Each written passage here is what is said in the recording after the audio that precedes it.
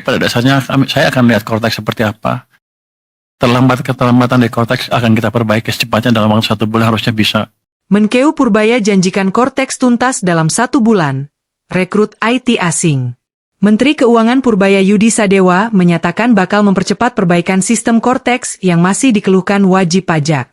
Perbaikan dijanjikannya akan tuntas dalam waktu sebulan dengan melibatkan tenaga ahli teknologi informasi dari luar negeri.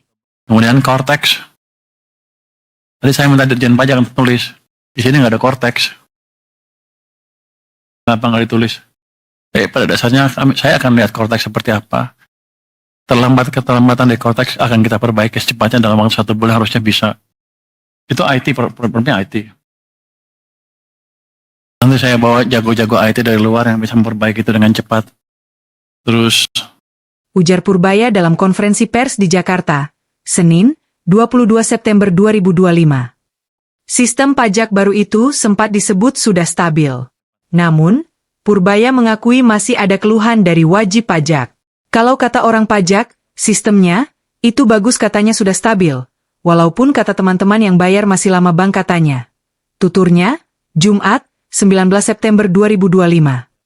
Ia menegaskan akan memantau langsung kinerja Cortex.